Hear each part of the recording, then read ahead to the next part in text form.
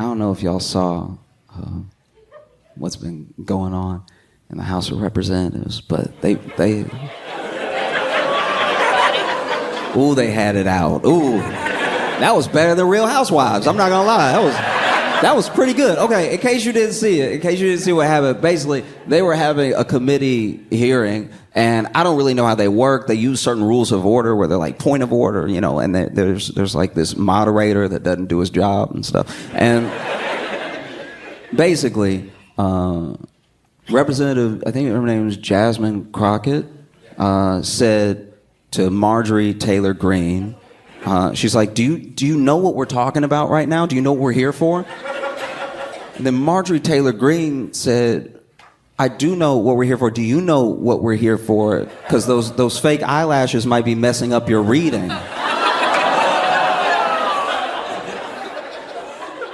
And immediately, everyone had a reaction, and AOC was the one to be like, hey, can we strike this from the record? You can't do this. Like, this is crazy. You're not supposed to engage in personal attacks on appearance or personality during a hearing. Like, you have to have some form of order, right? And then the person that runs the committee that doesn't do his job was just sort of ignoring her. So then, you know, they let it go. But before that, you know, Marjorie Taylor turns to AOC and she's like, did I hurt your feelings or something? And then AOC said, girl, no. Baby girl, no.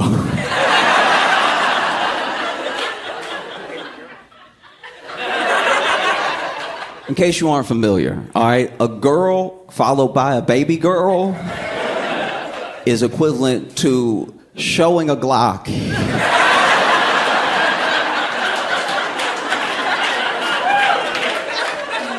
I've never had a woman tell another woman in front of me, girl, baby girl, without something happening next. That's because it's such gentle language. Because there's two women talking to each other. So girl implies like my girl, hey girl, you know what I mean? Girl, and then baby girl. Baby girl is smaller than girl. Baby girl comes from an even gentler place, but is somehow much more violent. Baby girl. I'll put it this way. Girl is hair. Girl is, you know, snatching up someone by their hair. Baby girl is choke. Baby girl is hands around the throat. One hand is baby, the other is girl. Baby girl. Whew. And then later, Representative Jasmine just asked the leader, the one who doesn't do his job. She was like, hey, I just want to check, just so I know the rules. I want to check if I were to say something about somebody's beach, blonde, bad built, botched body.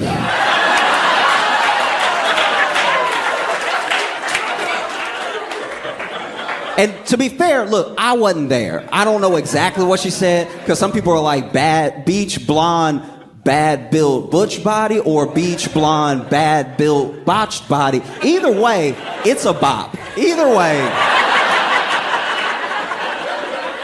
It's rare. And that was like kind of off the dome. That was incredible. That was one of those things where I was reading it. I've never read like a news magazine before and been like, beach blonde, bad built, butch body. Man, get Metro Boomin on that one. That's crazy. So I don't know exactly what she said, but she was like, if I were to mention somebody's beach blonde, bad built, botched body, would that be engaging in personality attacks?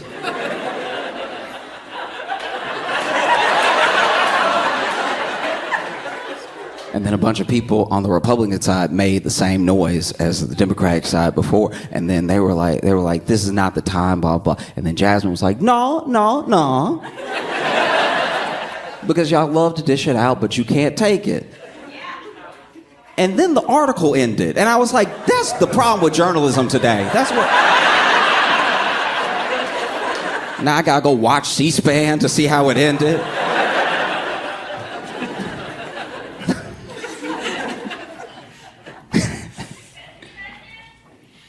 I feel like one of the main things that I miss from being a kid is ooh. Do y'all remember ooh? Do y'all remember like ooh? What an incredible experience. Ooh is beautiful.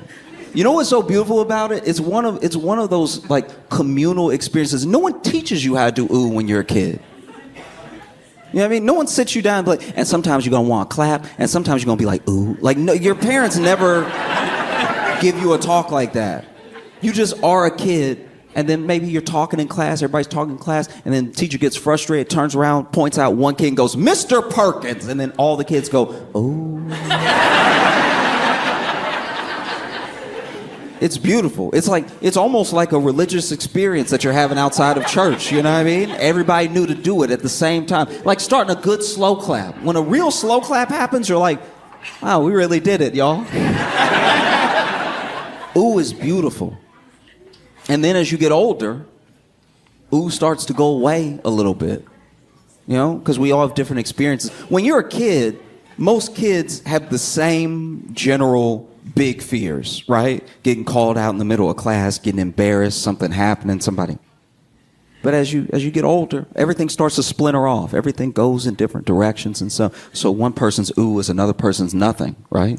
It's very hard as an adult to have an ooh experience. So I treasure them now when I have them. It's beautiful. Like I was walking down the street one day and I was passing this bar, and there was a woman yelling at her boyfriend to the point that a crowd had gathered. Like it really felt like a street performance, the way that she was taking him to task. And she was like, I had 1 day off, JR. I had 1 day off and you ruined it. And he's like, I'm sorry. No, sorry's not enough. This has happened so many times. I have 1 day off, JR, and you ruined it. And then out of nowhere, she just swung and slapped him, right? Slapped him from everybody, and everybody was like, ooh. And just like that, I was like, wow, I'm back in it. This is incredible. I went to a friend's wedding a while back, and the thing that was amazing to me about this wedding is just how personal it was, right? So it was a smaller wedding, so it wasn't like a huge room or anything, and the groom got his best friend to officiate the wedding, right? And I think that's kind of cool. You know, some people want someone, like if they have it at a church, they want like their pastor to do it, like, but just someone that makes it special, right? And then the couple, they wrote their own vows, which I also thought was pretty cool because it was very specific stuff to them that was like cute and was funny and stuff like that. And you can tell that the friend officiating was nervous because he was holding the mic, but it was like shaking in his hand, everything. It was all very, very sweet, right? And then it got that time to, you know, say like, do you take, and everything. And then, you know, Buddy looks at the groom and says, do you take Ashley to be your lawfully wedded wife? But Ashley was the groom's ex's name.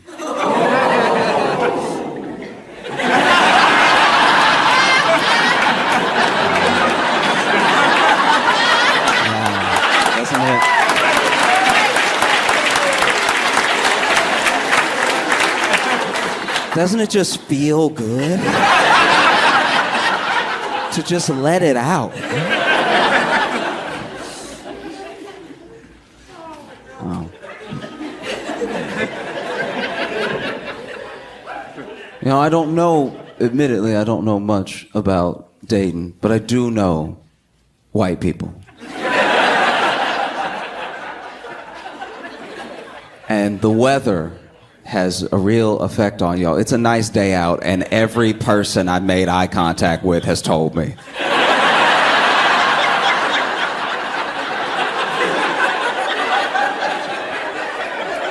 Y'all saw the sunlight today. You were delighted. I was outside, and somebody walked up to me outside and was like, what a day. You know, and maybe it's just the New Yorker, but I was like, nah, I know, it's very good. They were like, nah, this is great. And in my head, I'm like, does it rain every other day or something? Good to know. No, I was happy for everyone. Everybody was having such a good time. You know, it's like the weather today felt like when your friend wants you to see a movie really bad, and then they watch it with you, but they watching you watch the movie to make sure you're enjoying it as much as. But then you're like, but I see it, and they're like, no, but are you paying attention? It's like, you not paying attention, you looking at me.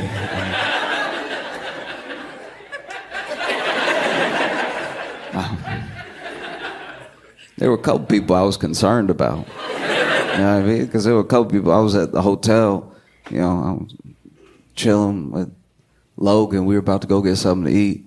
And there was one guy that was so happy, he got upset. You know what I mean? Like we saw him, you know, past him on the way out of the elevator. He's like, it's a really nice day. I was like, oh, buddy, it sounds like you needed this one. It sounded like one more day of rain, something was gonna happen, all right? I can see that same dude looking out the window. If I see another drop of rain, everybody dies. Then the clouds broke and he was like, yes, yes, yes. Because I was enjoying the weather too. I just didn't feel like I was doing a good enough job. Okay, you know, like when you go to like Six Flags or something and you having fun, but your friend is having the best time ever, to where you're like, I don't think we at the same place. You know, like y'all both walking up to the line for the Batman ride. And I guess it's just perspective. I guess it's just that when I walk up to the line, I see how long the line is. I'm like, oh, we gonna be standing here for 45 minutes. But he's looking up at the ride like, Batman. I'm like, yeah, buddy, yeah. Yeah, Batman, and we'll be there in 45 minutes.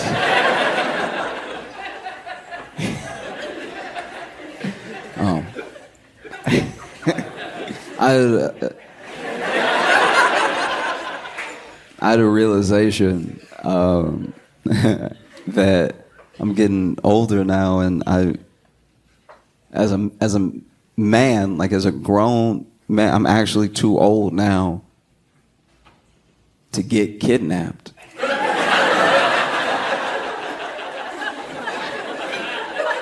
Like if I got snatched on the street and then they held me for ransom, as just, you know, as a man, you'd be like, nah, I live with y'all now. Like I can't.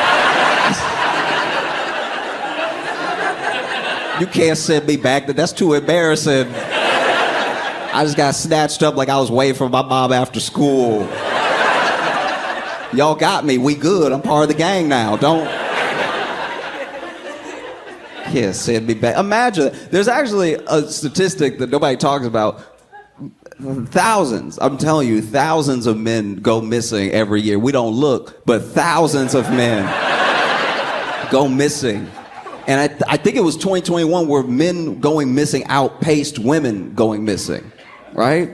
And it's like an insane stat. When I was reading it, I didn't believe it. I was like, how is that possible? But I think it's because men know when they get snatched up, they're like, bro, just kill me, because I can't go back now. Imagine you a grown man with a family, right? You a grown man with children, and you got kidnapped, and then you come home and try to be the patriarch of your family, knowing you were a kidnapped man. You know what I mean? Knowing you a diet man, knowing you light. Standing there over your kid, telling him not to talk to strangers, and then your 8-year-old go,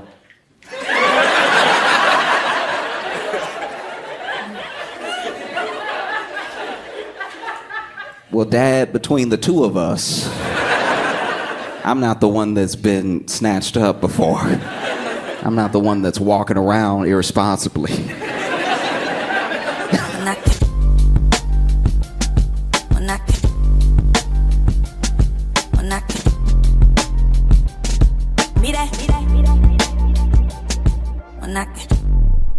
All right, so I want you guys to get loud and proud for your headliner, Josh Johnson!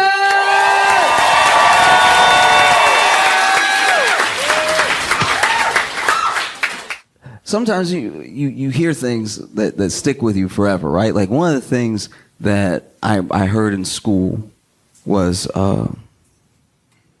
was one Newton's laws. It's an equal but opposite reaction, right? And so it's like a law of physics, but it's also a law of people to a certain degree. Except we don't agree on what equal is.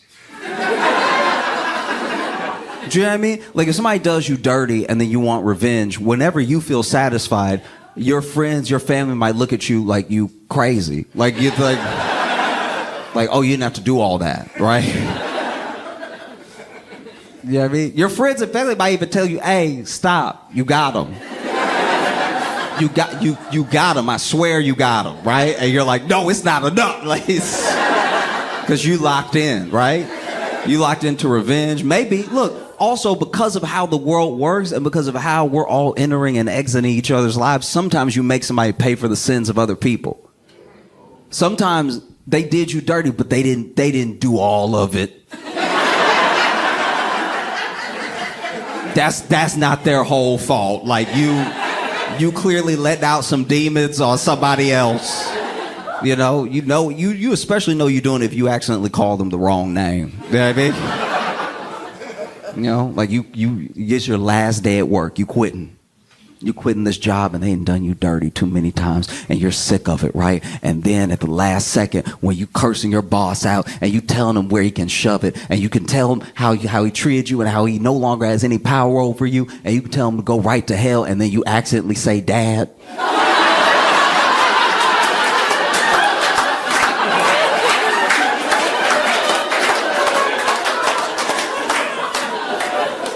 And then both y'all have to sit with that for a second, like. Now the exit interview was awkward, right? Because you were on a roll. You had that whole speech prepared. That dad thing came out of nowhere, right? It was okay. There was this one time when I was living in Chicago that I was near Wrigleyville. And Wrigleyville, if you don't know, that's where the Cubs play. And it's like the ratchet bar broy type part of Chicago, right? So there's a lot of fights for no reason. There's a lot of like catcalling. There's just so much chaos happening, and it's all stuff that is like not. It doesn't faze you as much when you're like in your early 20s, right? You're just like, oh, I'm out where the party is. And I think if you go back there at like 30, you'll be like, ooh. Everyone here should call their mom. Everybody should. But while I was out there, there was this guy that was walking and he was drunk. He had that like.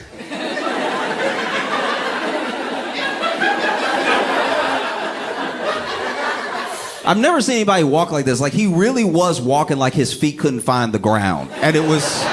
It's always going to be there. It's always every time. But he was like,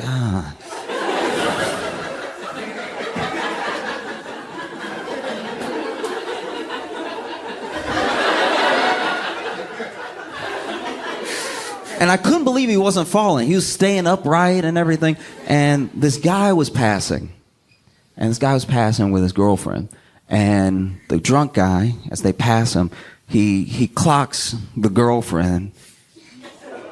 And he just casually, like, spins on a heel and slaps her ass, right? Yeah, so she notices.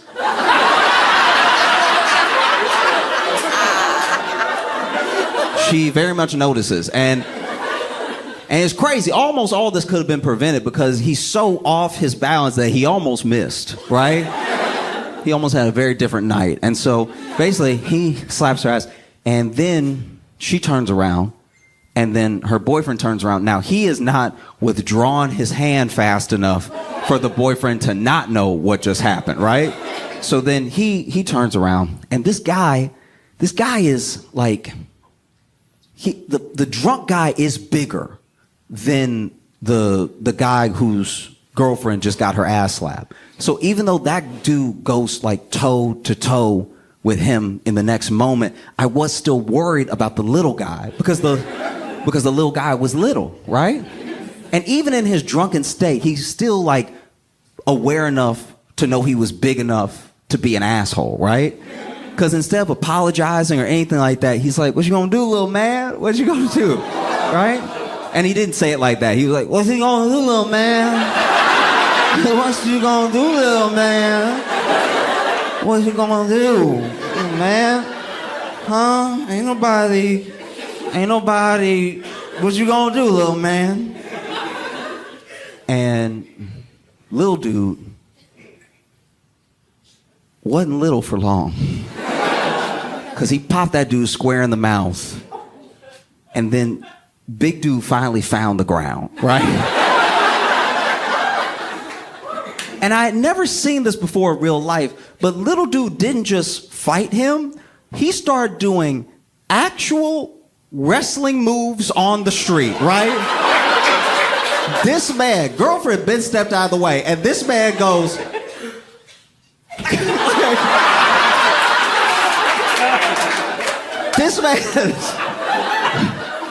This man went like, this dude was going off, right? And it got to the point where even as a bystander, I was like, I think you got him. I think you got him. Because the big dude is not getting up at a certain point. He tried to get up the first time, and him trying to get up was hilarious because, okay, so let me see if I can do it. So he over here like this, right? So he on the ground. And then he tries to like, because he's so drunk, he doesn't know he on the ground, so he tries to walk up.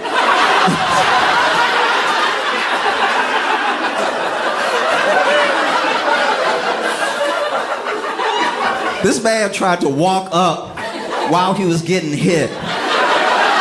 He was getting hit in his face, and he was like, what is stopping me? It's crazy. What's happening? And then he really tries to like walk up, and then he finds the ground with his hand, and then he goes, you gonna stop hitting me in my damn face. And then when he said that, the dude uppercut him, and he went flat back down, right? And then the beating did turn a little bit too much into dancing, right? Like then the beating, because then he started to do stuff that was not even wrestling moves anymore. He was just like, pow! To the point where even his girl was like, hey, you got him. But you could tell, you could see it on his face that something deeper was bothering him than just this moment, right? Because if you're not, and I'm speaking on the behalf of men who are not big, right? If you are not a big man, you've probably been punked a couple times in your life, right? Or at least someone tried to punk you because they didn't know they shouldn't try you, right? And so then that stuff starts to well up, and then out of nowhere, you finally have a righteous opportunity to exercise all of that anger, so then you let loose. And when you don't stop, people are like, damn. And I said that because that's the best way I can illustrate what happened between Kendrick and Drake.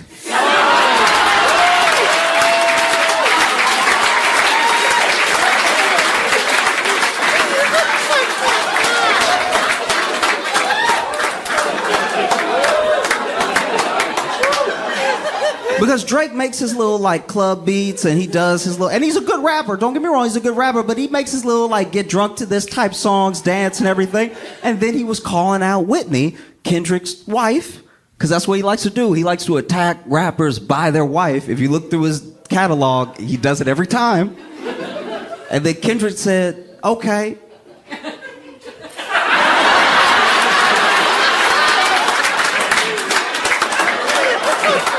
I promise you, nothing but sweet chin music. I'm ready.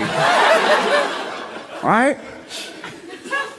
Because I think in order to understand, I really don't think people get it. In order to understand how important and powerful that pop-out concert was, you have to understand Nipsey Hussle. Okay? Nipsey Hussle was a rapper that a lot of people at least as many people as I think should know, don't know. But what is one of the most important things about Nipsey Hussle, and what he would probably want you to know about him and remember about him, besides the fact that he was a phenomenal artist, is that he spent his time, his money, his attention, and all of his intention in improving the lives of the people that grew up around him, improving his community. Okay? This dude would pay for shoes for kids in elementary school that didn't have them. He would get repaved basketball courts that were in disarray, right? He would pay and help raise funds for funerals of victims and their families of gun violence, right? And this is all in his neighborhood. So the same way that people come up, he tried to bring everybody with him. That was his mission. He made it his mission because, yes, he was a great artist and he was getting on and everything, but you just getting out is not enough, right? Sometimes people make it out and then people don't, how do I put this?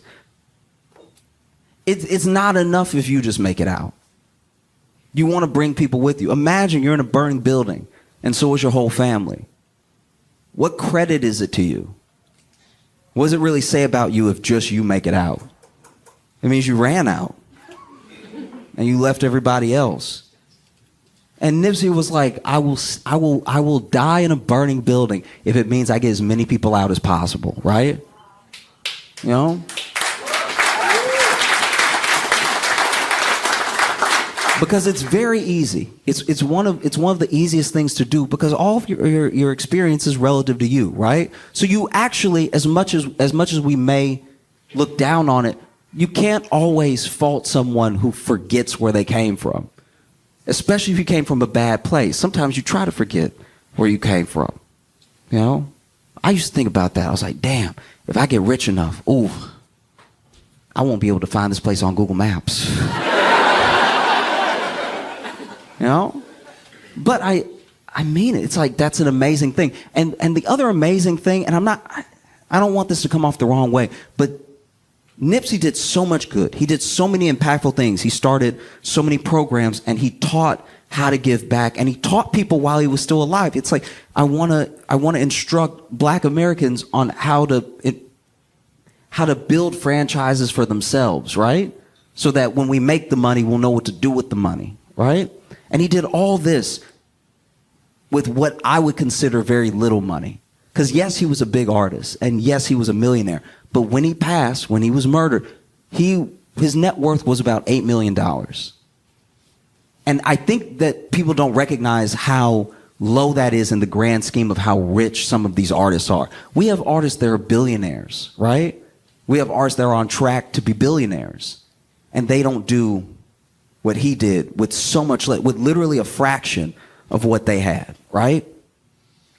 And so I think it's important, in order to understand that pop-out concert, it's important to understand Nipsey and what he stood for and what he was trying to do. It's also important to at least understand the image and the legacy of Kobe.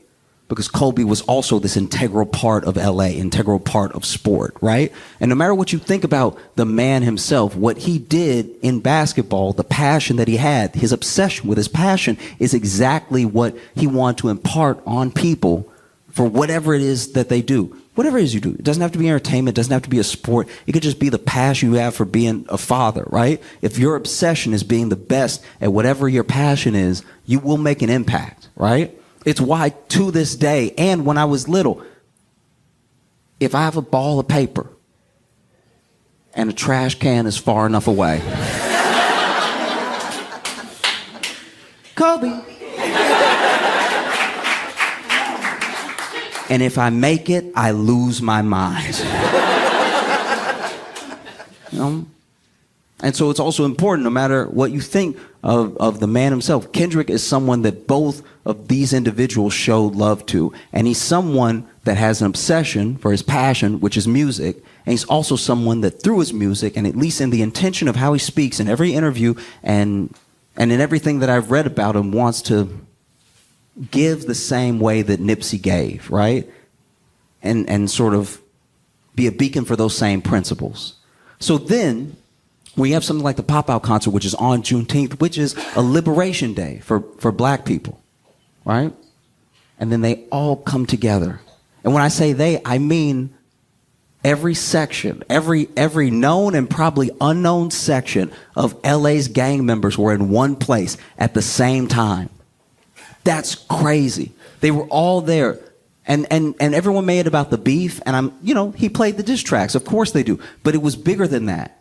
There was a 4-hour concert with artists from all over LA, all over West Coast, putting on, making their amazing music shown to the world. And there was even a little detail, like, I haven't verified this thing, but I heard about it, and I know of someone that, at least I think it happened to, where the concert tickets sold so fast that I guess they were checking zip codes.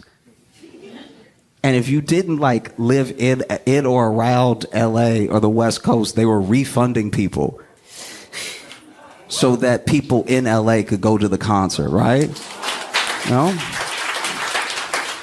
Because the thing that Kendrick gives, at least to me, the thing that Nipsey gave, at least to me, and the thing that Kobe gives to a certain degree is an appreciation and a strengthening of community. Community is very important. And just because you're not a member of a particular community doesn't mean you can't help, doesn't mean you can't feel a part of it. But if you're in a community, it's important to give back. I think that's the thing I'm trying to establish, right? Is that if you're a part of a community, it's important to give back, right? Which is why, outside of any colorism, outside of any part of the beef, the thing that bothered people, and the thing that I think gets missed because people want to be fans in whole of a person and their work, and that's just not possible. You know what I mean? It's not. You don't actually know the person, so maybe they made a good thing, and maybe you like it, and that can be enough, right? So this isn't to discredit the entirety of someone making work and then also having to back up that work with being an angel. But I think what bothers people is that community is sometimes equal to culture. So if you're not a member of a community and you take from the community, let's say you're a business that moves in and all you do is sit there and let the people spend money, and then you send that money away from the people who spent the money, that you put that. What place do you have here? We're trying to build something, and we're trying to build up. And you're just taking, right? And I understand business is business, but you're just taking. And I think that's what bothers a lot of artists about Drake.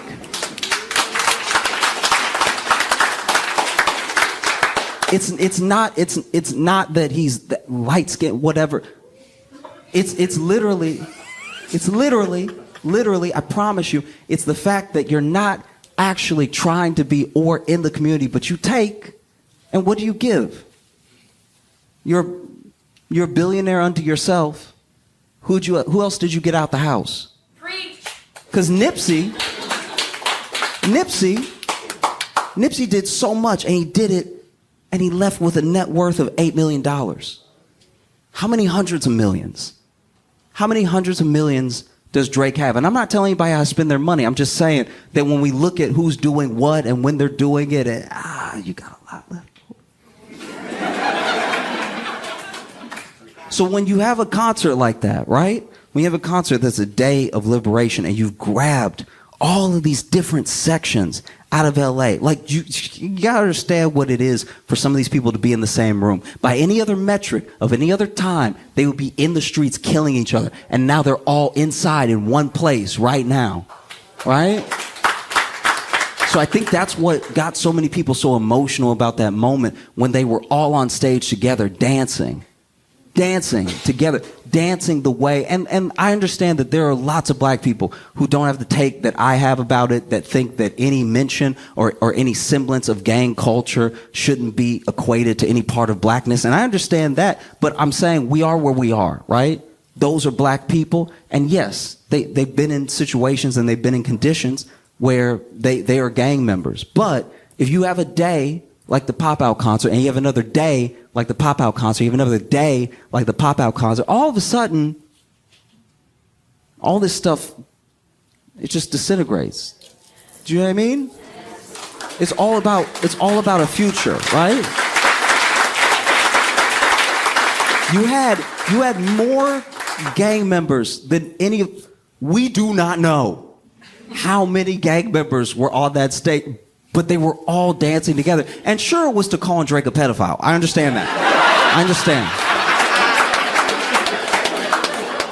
But they had to dance to something, right? And so...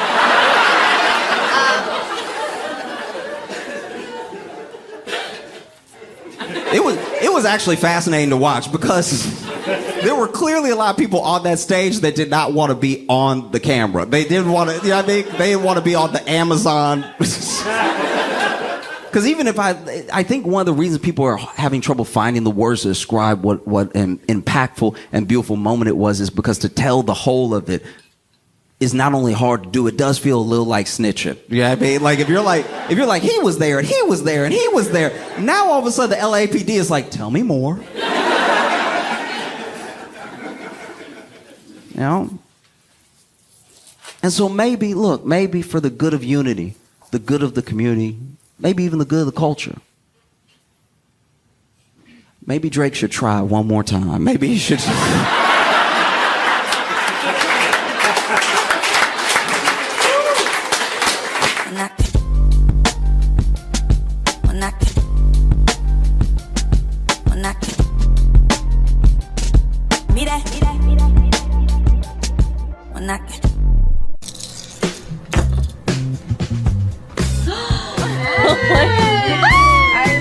There's a portrait of Josh where it looks like he's about to do slam poetry. I have a fidget ring. And spin it. The JJ patches. We got anime Josh here. Flower crown Josh here. We have a pen. Magnet hoodie. We love the Flowers tour. Please make it loud for Josh Johnson!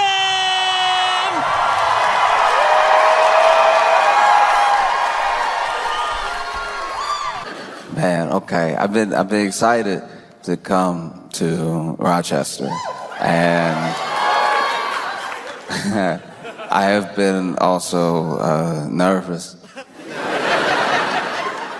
I mean, I cannot tell if y'all have a mountain lion or not.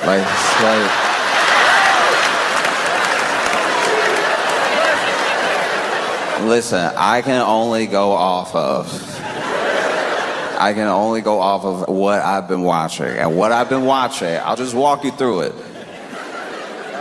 What I saw was a news report. This news report was of someone's Ring camera.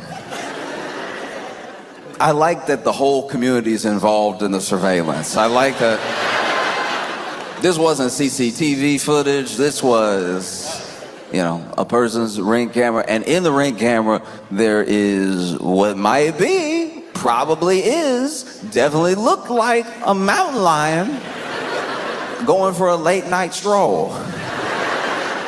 Fantastic. The mountain lions have heard that Rochester is a place worth parking, and so the mountain lions have shown up, and one particular mountain lion was letting himself be seen. That ended up on the news where I saw it, and I was like, that does look like a mountain lion. But then the internet being the internet, there were plenty of people that were like, mountain lion, that's a cougar.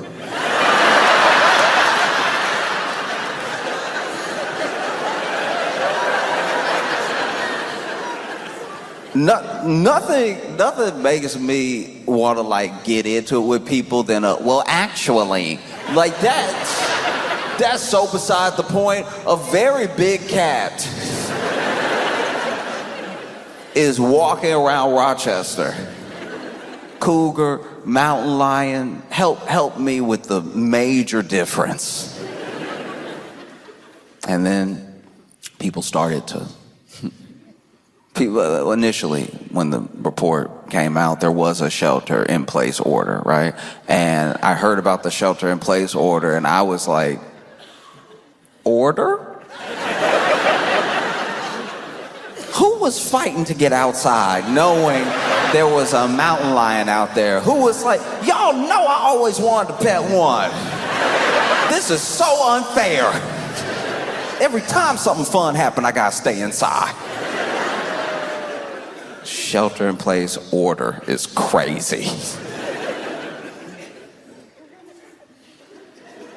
I saw people commenting online off the video, and I saw some people that were like, "Aww."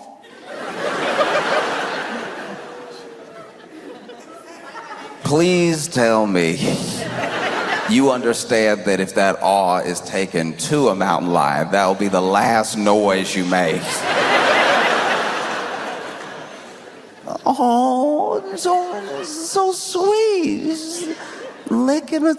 Let's go say hi.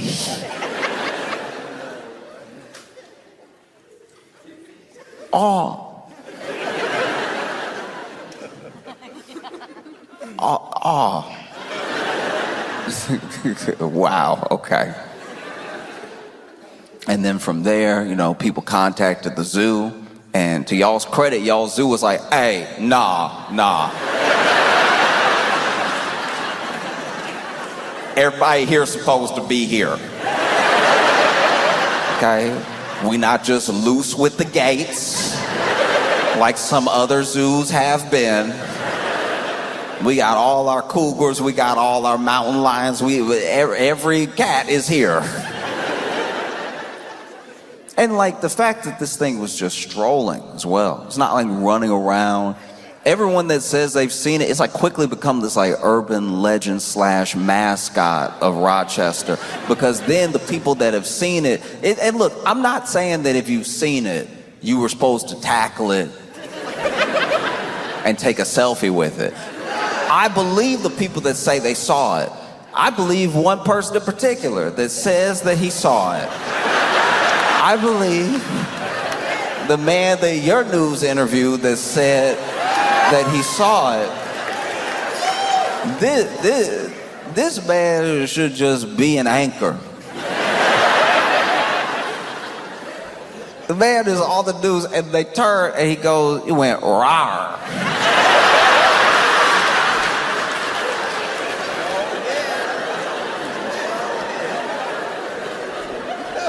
And I was like, go on.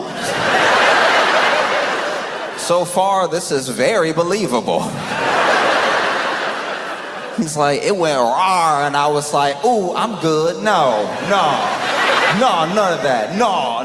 I like how that's how you get away from wild animals. It's like, because admittedly, look, I'll tell you, as a black person, that's exactly what's happening. If you see a wild animal out in the not wild, you start conversing with it like somebody you owe a lot of money. Hey, look, no, hey, listen, no, look, no, please, no, no, bruh, no, thank you, no, please. Look, nah, later maybe, but no, not today. Oh, Lord help me, oh. This man gives this interview, he says he saw a row, and then he was like, no, I'm not messing with you, no, thank you, no, I'm out of here, no, I'm not, I don't mess with lions, tigers, bears, good policy. These are good things to keep in mind. I don't mess with any of them. And then my favorite thing about the interview wasn't that he was like, it could be anywhere. It could be in those bushes, as this man looked up.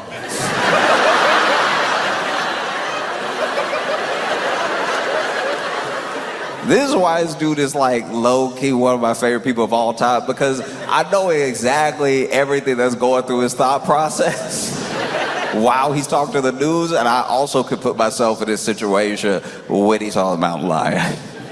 No, I could be in one of these bushes, anywhere.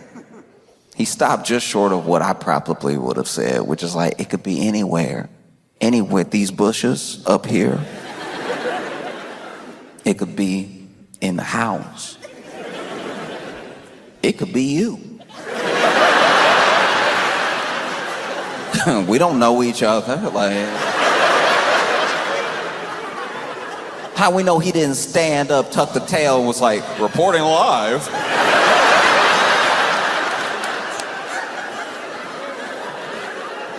Matter of fact, roll up your sleeves. Let me see how furry you are. No, my favorite thing about this interview was that this man gave the interview in broad daylight, explaining what he saw while holding a bat.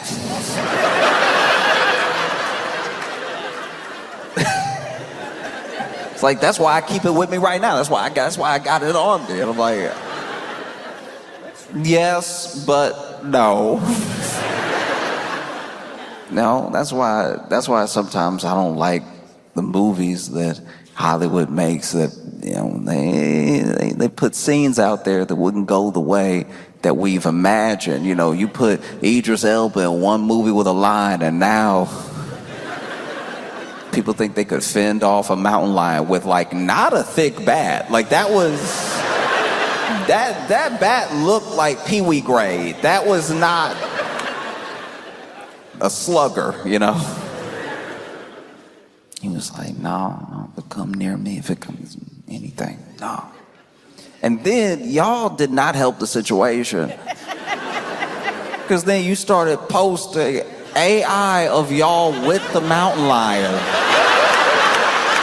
This woman said she heard a row and she looked and he was in the bakery, and I'm like, I'm believing it I'm believing it until I see the picture. I'm over here being like, man, this woman chill.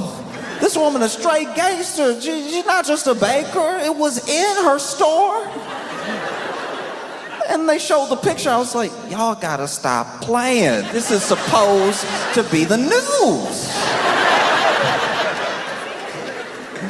I was sitting there getting mad. I was like, all right, some of these clearly look fake, but a couple of them don't. Look, you can either post an AI image or you can interview the person. Don't do both.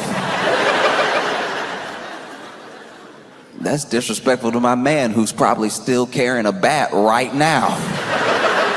You all over here scared him, making him think the mountain lion everywhere.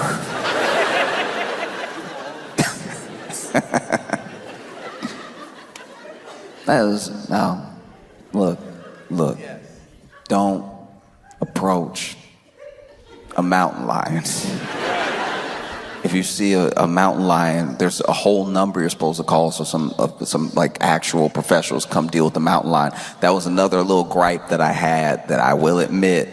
I was like, because I was in my head, I'm like, I'm coming to Rochester. What if I see his mountain lion? I should probably memorize this number.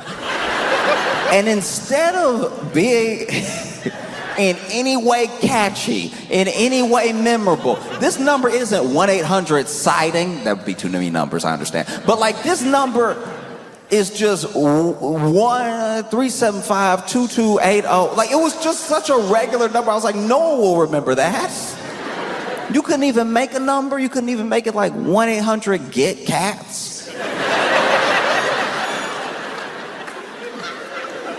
Not even try. Now I'm over here, I see the mountain lion, I don't have a bat on me, anything. I'm doing the regular thing, the thing that we know to do. No, I'm not messing with you. I'm not playing with you. Get away from me. Oh no, oh geez, right? And now I'm trying to call the number and I'm like, 1.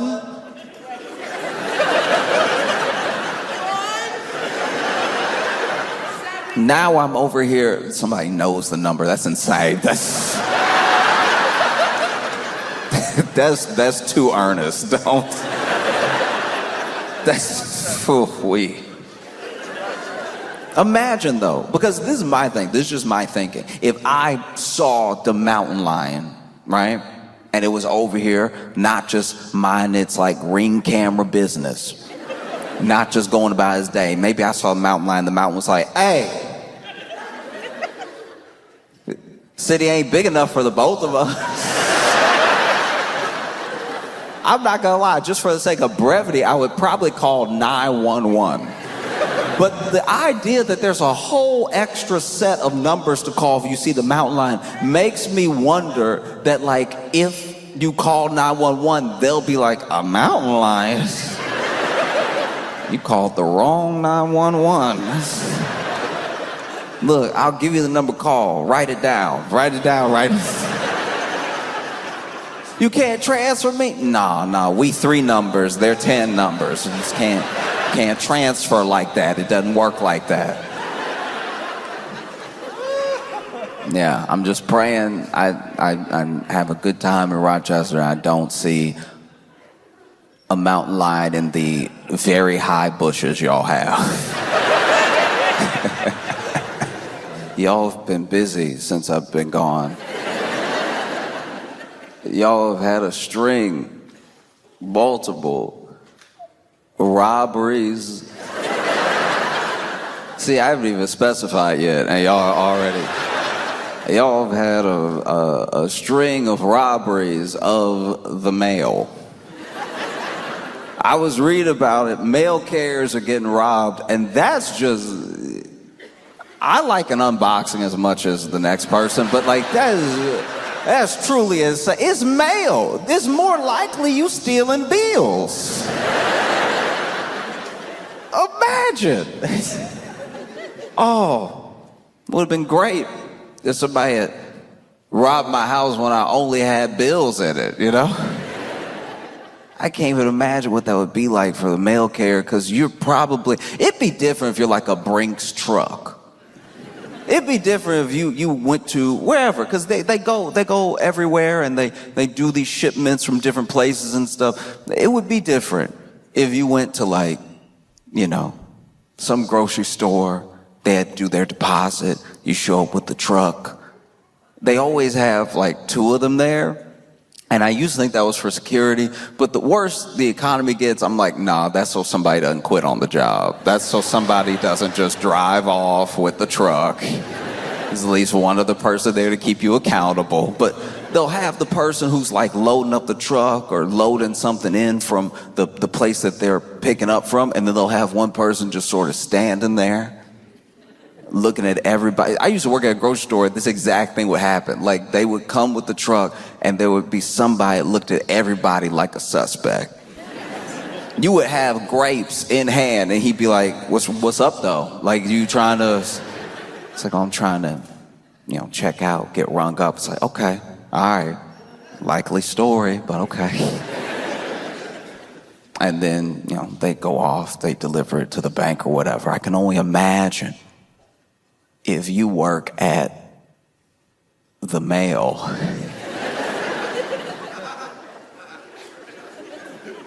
And somebody roll up on you. Maybe they have a gun, maybe they don't. And they're like, hey, come up out of everything.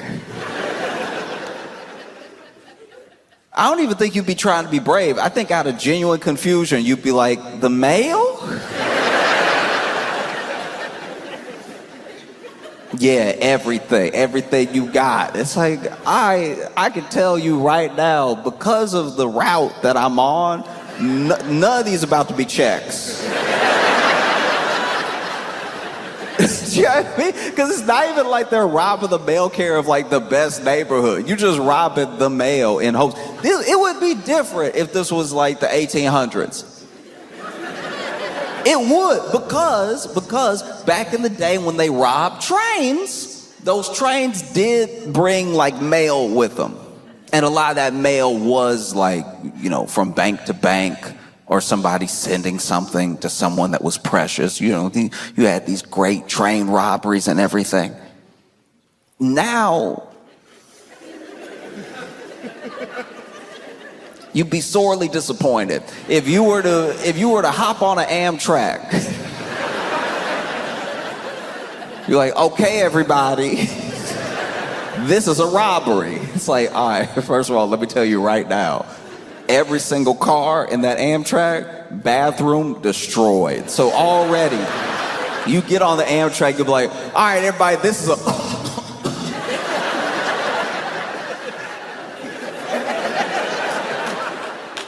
Oh, one of y'all sick? What? Because people used to carry their belongings on them, and now it's just one belonging. Like, now it is, the phone's more important than the wallet. For some people, the phone is the wallet. That's why when some people forget their phone, I'm like, y'all didn't take life seriously at all today. Do you know what I mean? Like it's one thing if I forget my ID, or if I forget one of my like cards, or if I forget my keys or my AirPods. Like, you do the little check before you go, make a song out of it, right? It's very different if you decided, hey, I'm gonna put everything in the phone, that way it's all in one place. Some people even put the card in the little pouch behind their phone. I remember the first time I saw that, I was like, this is a horrible idea. Just attaching the wallet to the phone. And they're like, no, now everything's in one place. I'm like, yeah, you made it easy for the mugger. That's all you did. You still gonna be forgetful. I don't know why we think that like changing that thing will like change us. Do you know what I mean? My friend is very forgetful. But then he's like, no, if I just put it all in one thing, I'll be fine. I'm like, no, you'll forget more at once. Your day will be worse. Because then I already saw this, right? You saw that they put the phone into the back of the case, into the wallet, right? All one thing. Then they were like, why even use a case? Let's just mush the credit cards into the phone, let everybody pay with their phone. So now, a lot of my friends don't even carry credit cards. It's just the phone. So now when you forget your phone, I'm like, who are you? The phone was your ID, it was your credit card, it was your phone. This is what's crazy about losing a phone now, not just on top of not just on top of like how much we keep in it, but my friend locked himself out of his house because he had put his keys in his phone. Because you know they have that thing now where certain scan, you can scan and then just boom, click, and then the door opens. He did that because he was like, why keys? Keys are so archaic. And then pitched it to me like this. Why am I just walking around all day jingling? What am I, the crypt keeper? Why am I running around here, clink, clink, clink, clink, clink, clink, clink, clink? No. That is entertainment for babies, all right? Only thing that keys are good for, put the keys into the phone. And then with the credit card, he was like, why am I just carrying around plastic all the time? Then the card expired. You don't even know the card was about to expire. So then you over here trying to pay for your groceries looking dumb. Looking over here. No, I swear, there's money in the account. I don't know why this is happening. You got the Brinks guy staring at you like, all right, you said it was all about grapes, but it looked like it's not all about grapes. So what's really hood?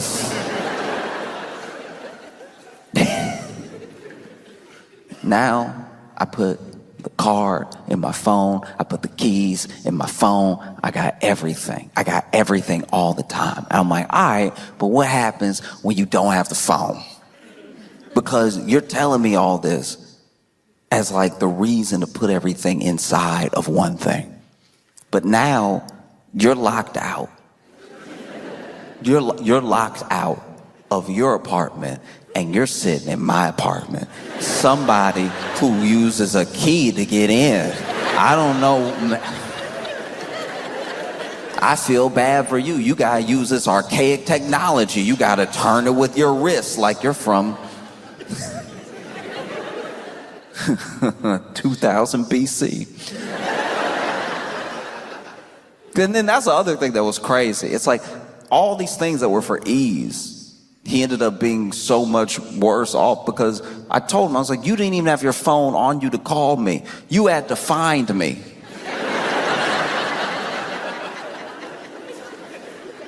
Do you realize how much crazier that is? If you had kept it all separate, if you had diversified your belongings, and then realized, ooh, I forgot my phone. Let me use my key to walk back into my apartment and maybe send an email to a friend or let someone know I'm gonna be late, right? Or if I, forgot my key, I now have a card and a phone to either call someone else who has the key or just go to, where we keep our spare key. You can go where you keep your spare key.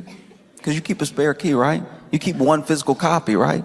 You keep one physical key, and then you keep your phone key, because one of those keys isn't dumb. And he was like, why would I have a backup regular key?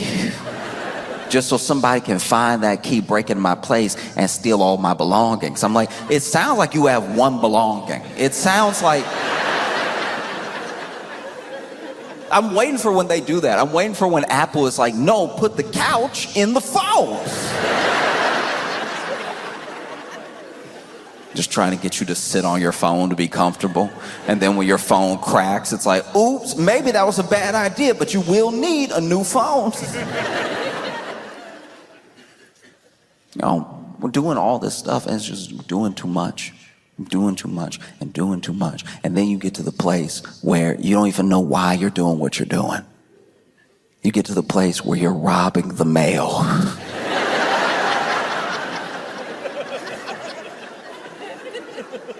Truly for what? At best, it might be like a blender. If you are robbing the mail and it is not an Amazon package, you're already losing. Because when I tell you right now, this mail that you're stealing, this like paper that you're stealing, is paper that the people it's going to don't want. Forget bills. This is like begging people to open up a new credit card. It's begging people to subscribe to a magazine they subscribed to one time. It's just asking for money.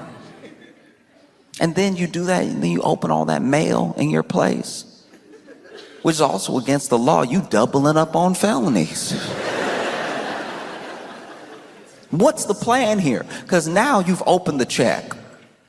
Let's say you got a check. Let's say somebody still works in 1990. And let's say that you got the check. What is the plan now? To go to the bank and be like, hey, I'm 8 people.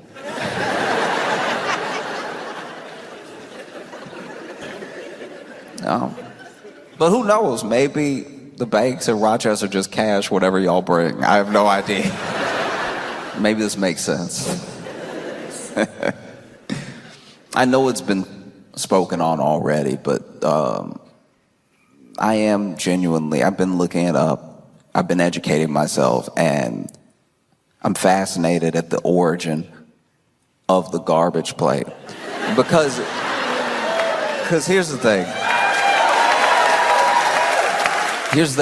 I'm not here to talk about if it's good or not, or the aesthetic or anything like that. I'll get to the aesthetic, but like the name. I don't know. This is what I think happened. This is okay. Look, I'm pitching you what I think happened because we didn't have to get here. Anything that is good does not also have to have like a derogatory name, right? But I think that like something happened. Something happened where like I live in New York City. I live in Brooklyn, and New York City is very dirty. There's a lot of garbage out. No alleys, just street. I remember the first time when I moved to New York, because I moved to New York with very little frame of reference of what New York would be like. And so I moved to New York and I saw the trash on the street and I was like, oh, okay, I didn't know we were in a state of emergency.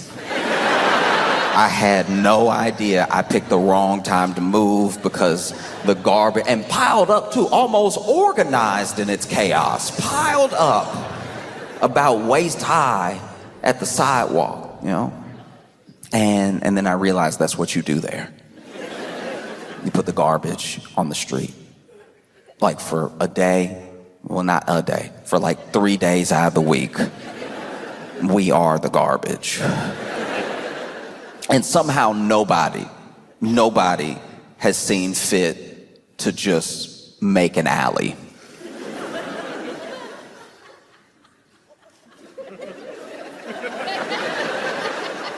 Isn't this one of the oldest cities in America? At any point in time, somebody could have been like, look, we're gonna have to like eminent domain this one brownstone so that everybody doesn't have to live like the apocalypse happened 5 months ago. It will be a beautiful day in New York City. You'll be walking happy. And then you will, as an adult, I thought I smelled all the smells. As a grown person, I was positive I'd even smelled all the mixes.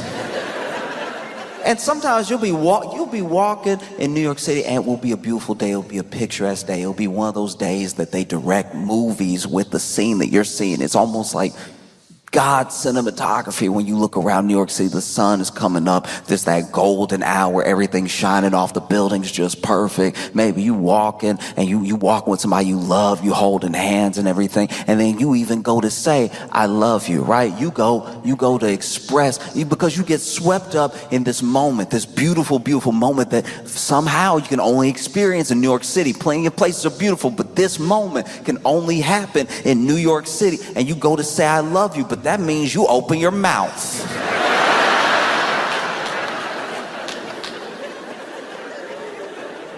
And so now this person whose eyes you were looking deep into, you go,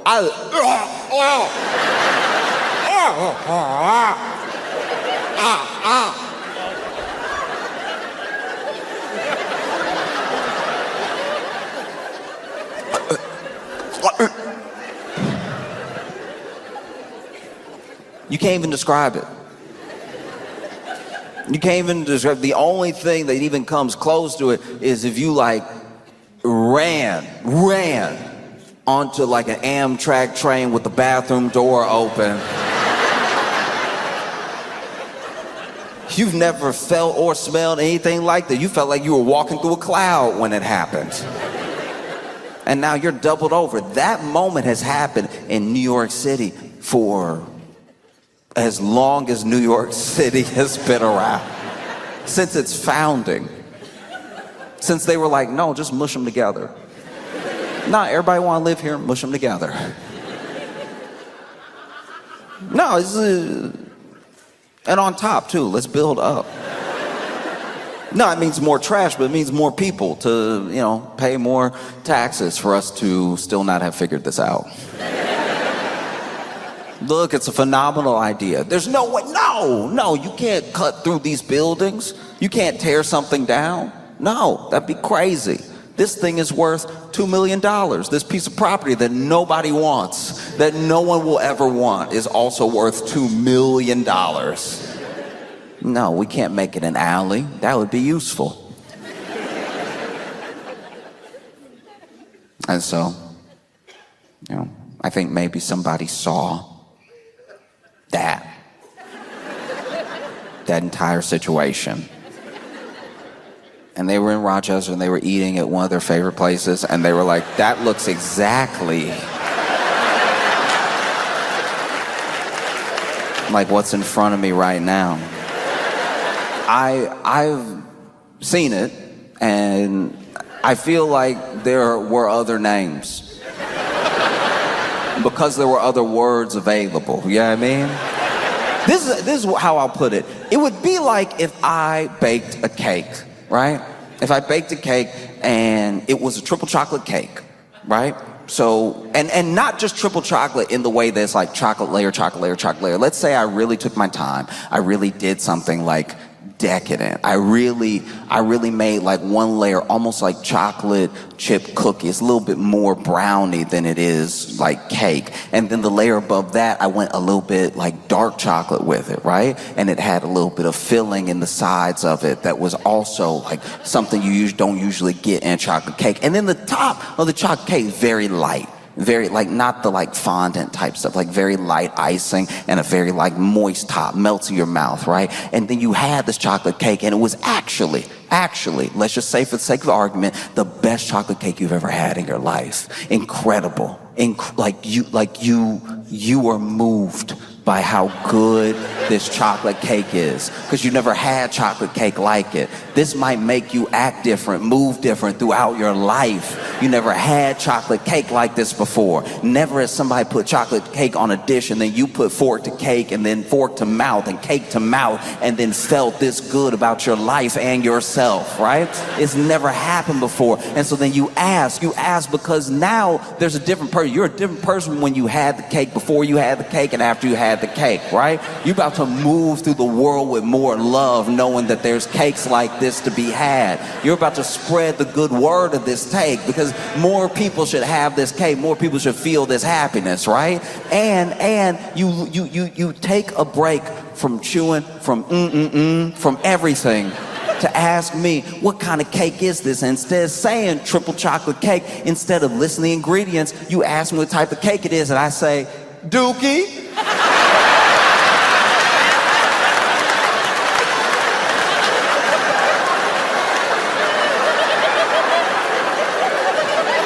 I called it Dookie, because, you know. No, because when you look at the plate, you know what I mean?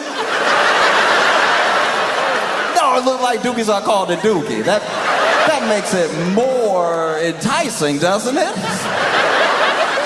Have another slice of Dookie. That's when I garbage plates.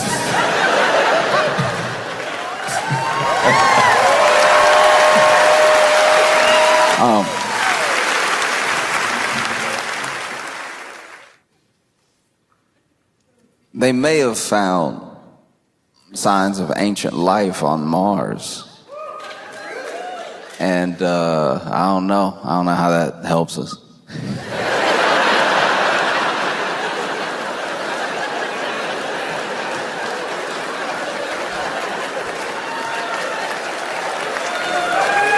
That's y'all did it. You know what I mean? Ancient life on Mars. Not current life. To my understanding, they have found signs that somebody used to be there. Okay. All right. Imagine somebody coming to you and being like, this place used to be cool.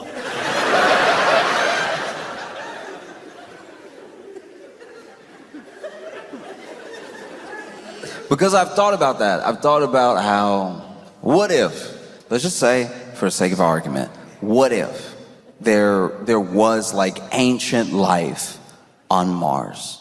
And like ancient beings, we're not talking about like little microbes or anything like that, like intelligent beings. Like obviously we would call them aliens and everything because they're over there, we're over here. But like they lived on Mars. And then even though they're intelligent beings, they didn't always act in a way that was intelligent. You know what I mean? They didn't take care of themselves, each other, or their planet. And maybe they built out systems that didn't actually benefit all of them, just a few. And then it got to a point where they were not just unhappy with each other, they were unhappy with their planet, a planet that they had basically ruined. It used to be dope, and now it's whatever it is now. And so then they worried that there was no way to reverse course. There was still time, but they were like, what are you gonna do?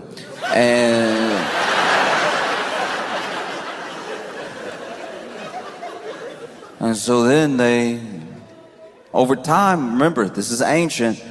Remember how long the universe has been around. They looked around and they were, in some ways, very intelligent. Maybe intelligent enough to find another place to live. And maybe they find a place, and maybe it's called Earth. And maybe they went to Earth and they, been on Earth for so long, they forgot where they came from, but being intelligent beings, they made all the same mistakes all over again. And so then there comes this day where they look around and not really happy with themselves or each other or their planet, and rather than hopefully not wrecking it or themselves, they're like, what if we went to Mars?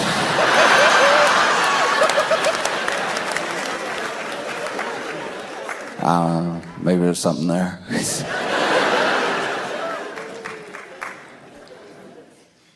Because I do think that, I don't know, I feel like that's as likely as finding life on Mars. Because that is where we're at for the most part. There's a lack of belief in the idea that you can still build community, or the idea that people can still see each other as people. That's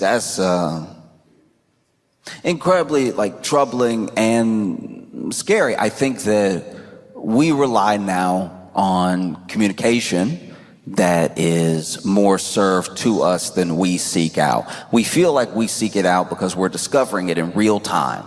In real time, you are discovering your For You page. In real time, you are discovering when you're scrolling and you feel like because you're making the choice to scroll that it's the choice what you see next, but it really isn't.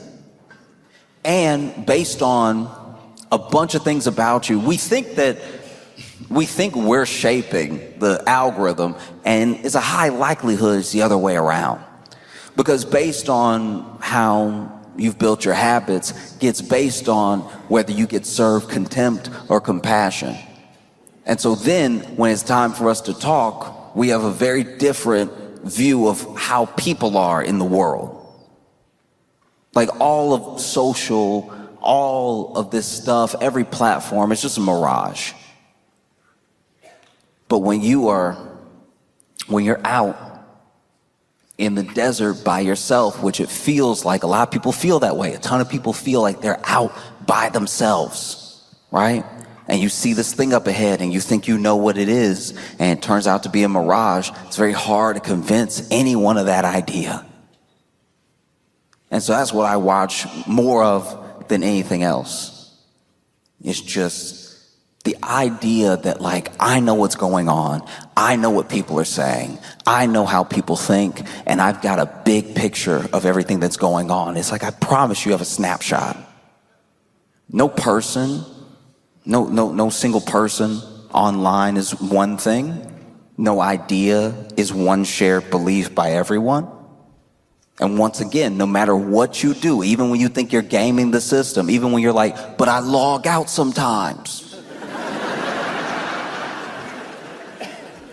I guarantee you're being served a certain amount of contempt and a certain amount of compassion, and it's all driven to keep driving you. You want to know what people think, you want to know how people are, you just talk to people. This is the only way to find out. If you want community, you build it as best as possible. And you build it in any way that you can. Some of that will include being online. Some of that, I'm not talking about talking to your friend in a DM. I'm talking about the way we see each other is so important. And the way we see each other is being molded and affected without people understanding that they didn't actually get to participate in some of this. You don't know what impact you have to anyone that's outside of your sphere. It's why I do my best. I'm not perfect, but why I do my best to be, hopefully, the best version of myself all the time. Because people are only going to see a sliver. So if what they see is good, maybe they'll think the world's a little bit better. And if they see bad, they might think the world's a little worse. And it goes moment to moment. And no matter how much you try to put out, you can still get drowned out. But I know that when I see people, when I see anger, when I see hate, when I see love, when I see compassion, I know that I'm seeing all of it at one time. And then the real mix of it that's out there is different than what's in my phone. The same way you shouldn't put your keys and your wallet and your...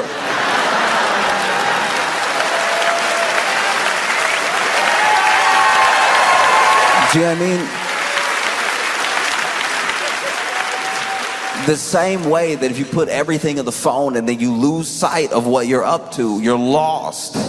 It's the same way that you cannot just trust that what you're seeing and what people are saying, and these people as well, these people, whoever these people are. Because that's the other thing about opinions online. It's the other thing about people online. We didn't vote for like a king or queen of online. Somehow any person saying anything is representative of everybody at any given point. That's not possible. I wish it was what was happening when it was like a smart person. But like, who knows? Like, smart people usually don't keep you online because they're like, hey, you should live your life. It's very bad for business. When people live their lives and when they meet people and when they talk to people and they have real conversations with people, when they really sit down with people and they get to know people, that's scary. It's scary for everybody who benefits from what you're like when you're just on your phone. You need to be very, very careful of how we look at other people, how we judge other people, because I'm telling you right now, this thing will run away from you. You will leave the house thinking the entire world is the devil without ever having checked with any other person. Do you know what I mean? I've gone outside and I've talked to people, and there are people, I'll tell you right now, there are people that scare me. There are people that scare me. There are people that walk around on trash day in New York and yawn. That's insane. It does. I don't know if it gets crazier. That's terrifying. And I'm talking like hot summer trash day. Not today, Satan. No, I see that, and I'm not gonna lie, I cross the street. I treat them like they got a pit bull. I treat them like, you know? Well, yeah.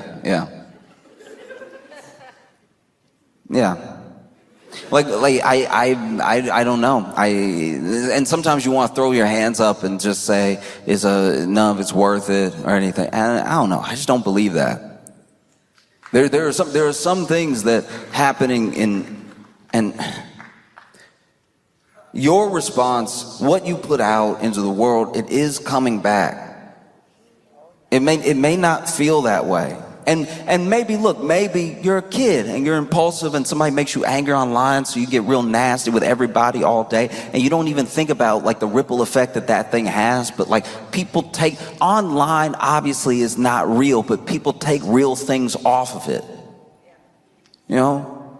And I've talked about this before. I'm never stop talking about it because I genuinely believe it from the bottom of my heart that the bravest thing you ever do. I remember I read this and it stuck with me, and I hope it sticks with me for the entirety of my life, because this is how people make money. This is how people control you. This is how people mess with your mind. This is how people turn you against other people. The bravest thing that you will ever do in your entire life is accept that there's nothing wrong with you. Nothing intrinsically wrong with you. There's nothing that is like that needs to be bought to fix you. There's nothing that you need to, and that is not to say that everyone is a perfect person. I'm not saying people don't need to work on themselves. I'm saying that like you are not beyond the measure of like the love and care that a person should receive, right? And then the second scariest thing you'll ever do in your life, and like some people can't do it. Some people live and die. They get buried without ever doing it. The other scariest thing you'll ever do in your entire life, I promise you, is change your mind.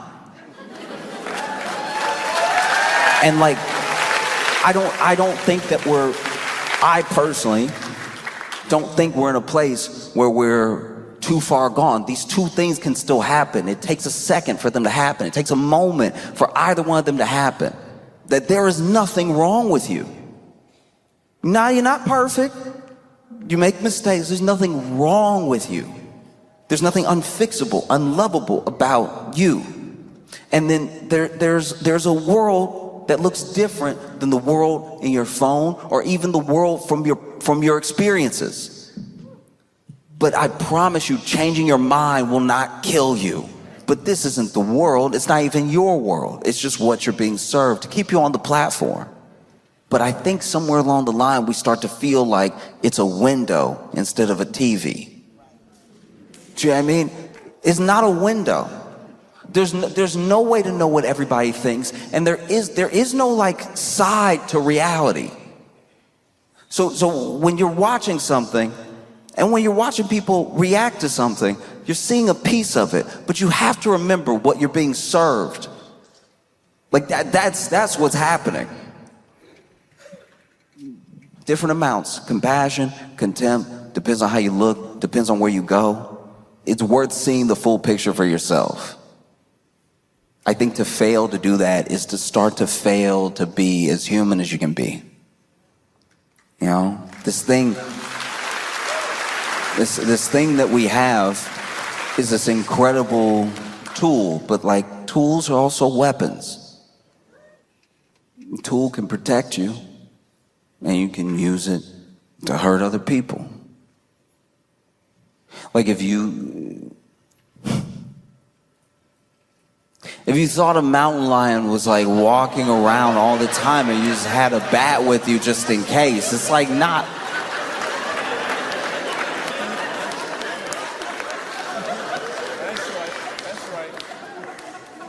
But these things are tools, and it's very important to remember who's using the tool. We think it's us all the time, and I think that is a mistake. To think that we use it, that it doesn't work the other way around ever. I love you all, and I appreciate every single one of you. I don't want to see.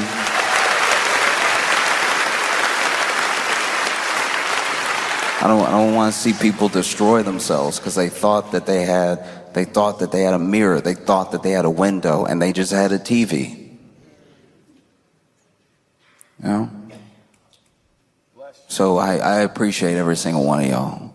I can't even describe it. I was so excited to come here and spend time with you, and that is definitely in spite of the mountain lion. So. Rochester, y'all been amazing. Thank you so much. I appreciate y'all so much.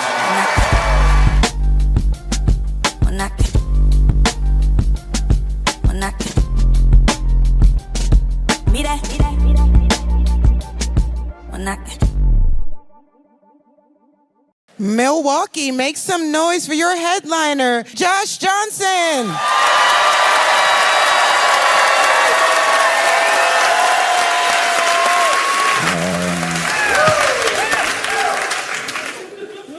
Been very excited. I've been very, very excited. Been highly anticipating a bout that's coming up. Mike Tyson versus Jake Paul. Some of you may have not known that this was going to happen, but in case you didn't, Mike Tyson is going to box Jake Paul, and I'm excited more for the spectacle than the actual fight. I don't know what's going to happen in the fight exactly, but it is one of the wildest encounters of two people punching each other that you could have ever imagined. Mike Tyson versus Jake Paul, a star, a bona fide star globally of the 80s, fighting one of the most popular influencers that the modern era has to offer. And it just feels like somehow the 80s are fighting the 20s. Do you know what I mean? Like Mike Tyson versus Jake Paul. Feels like Sylvester Stallone versus Liam Hemsworth. It's like, you're just kind of like, what? How? How are they even close enough in age to have anything to argue about? This is crazy. If you don't know Mike Tyson, I know that some people are too young to have like really watched him fight. I'm too young to have like remembered those fights live. Some of them I wasn't even around for, but I watched the tape and it's devastating. Mike Tyson is one of the most bona fide terrifying people. You know what I mean? Some of the things that Mike Tyson would just say, I'd be like, oh, to even think it, you must be willing to do it. Do you know? Like there was a press conference one time where Mike Tyson was sitting there and he's like, this thing, I don't think these guys understand. I'm not here to just box. I'm not here to fight or anything. I'm trying to take their health.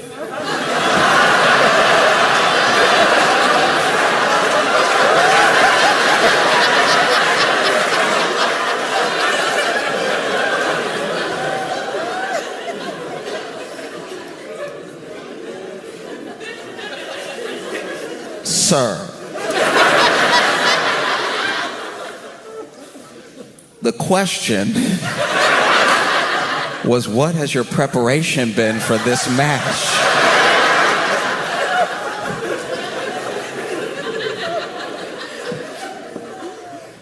Mike Tyson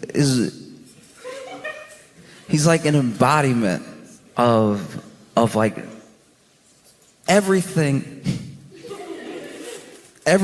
like fierce, violent, and dangerous in one person that also very much loves birds.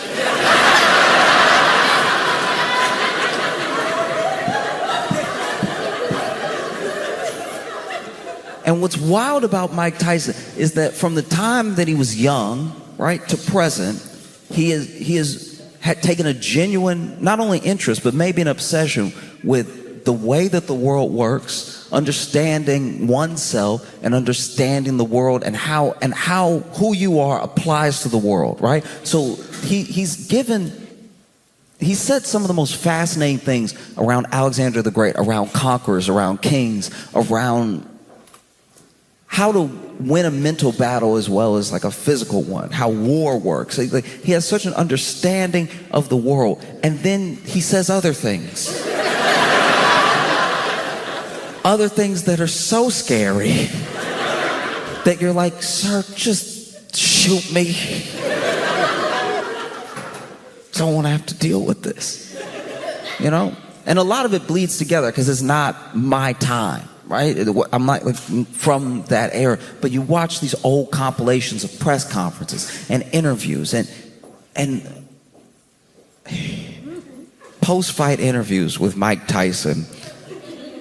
I was scared for the reporter. Because you have a man who's been training to basically kill a man with his fists, even if it took him 12 rounds, and it took half of one. So by the time you interview him, he's still got a lot of energy.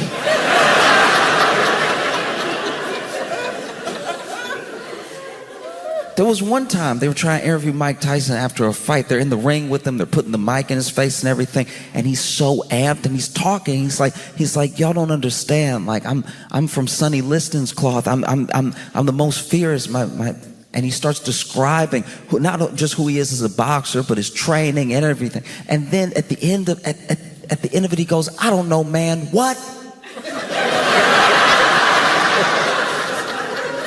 And I think if I had been the reporter, I'd also be like, nothing. I didn't say anything. Don't worry about me. Mike Tyson Tyson press conference was a master class in psychological warfare. He would say things that had you thinking like, oh man, this dude's like out of his mind. Or this dude really wants to kill me and I don't know him. That's gotta be tough as a fighter, to sign up for a fight. And you know we both fight. But one of us loves fighting. And we both like it, that's why we do it, and we're both good at it, that's why we do it. But one of us is so excited to hit, they don't care if they get hit.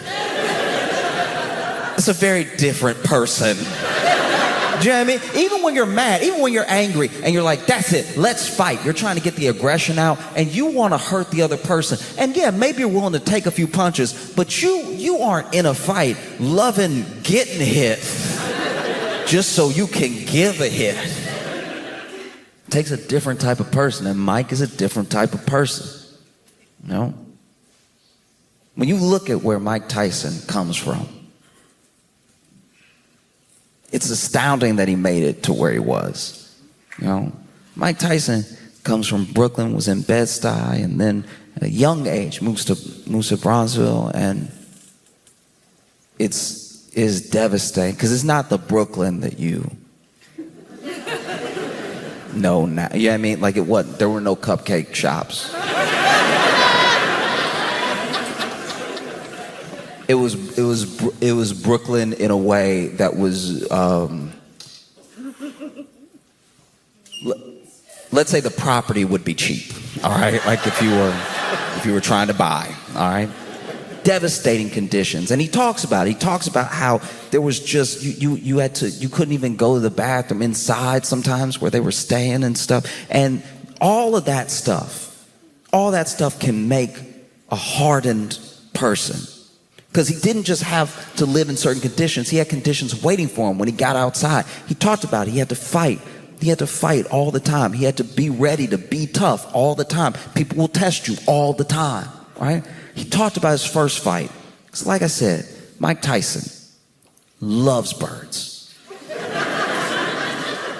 It's truly one of the sweetest things about him. It's one of the things that like gives you a glimpse into the humanity of a person that's only known as being this fierce beast, right? Loving these birds, being gentle with them, caring for them, spending time with them, you know? Really taking care of them. And when he was a kid, there was a kid who took his bird. And he was like, give it back, give it back, give it back. And give it back, I think give it back genuinely in the way that a kid is asking you earnestly from the bottom of their heart, no, please, give it back, right? And that kid killed that bird in front of him. And then Mike Tyson, I'm assuming, killed that kid because he at least let him remember what would happen. And Mike would get into trouble, and it's easy to say, you shouldn't do this, you shouldn't do this, you shouldn't do this, right? All those things can be true. Obviously, you shouldn't be robbing people, you shouldn't be selling stuff, you shouldn't be out here with these people who are on a bad path and everything. But when you have what looks like no other option from those things, how can you expect someone to just know? You drive down the path that's been paved, you know? And so he ends up in like detention centers and stuff like that. And at one point, Mike Tyson meets Customato. Customato sees him, and immediately he knows. He knows this kid is special, and he's different. And not only just because he's built different, not only because he's big for his age, there's just something about him. And he gets the opportunity to like box a little bit. He goes to the gym, he's hitting bags and stuff, spars a little bit. And Customato sees in something in him. And after sparring, you know, as the story goes, they ask this kid who's just sparred with some grown men, how old are you? And then Mike goes, I'm 13. And then these grown men look at each other and go, this nigga at least 30. Like, there's no way. You better put a 0 behind that 13. That's, what? 13. And Customato, to my knowledge, actually adopts Mike Tyson, takes him into his home, right? Not just to train him, but to care for him, to love him. You know? Because all this energy, all this fierce potential can really go somewhere if you nurture it, right? And then under Cus D'Amato's leadership, Mike Tyson does become as fierce of a person as Cus D'Amato thinks he can be in the ring. And Cus believed in him before he believed in himself. I think that's why their friendship, that mentorship is like, when you see it, there's something special about it. Because anyone who sees anything in any of us and pulls it out of you, right, just with their belief, that's a very special thing. And the only people that wish Cus D'Amato hadn't done what he did are probably Mike's opponents. Because Mike would have fights that were so damn fast. You can see it even in the video, even in some of the amateur fights that were actually on video. You can see in the opponent where they were like, does he have a hammer? What is he doing? That really hurt. No. And then Mike gets older. Mike becomes world champion. Youngest world champion, right?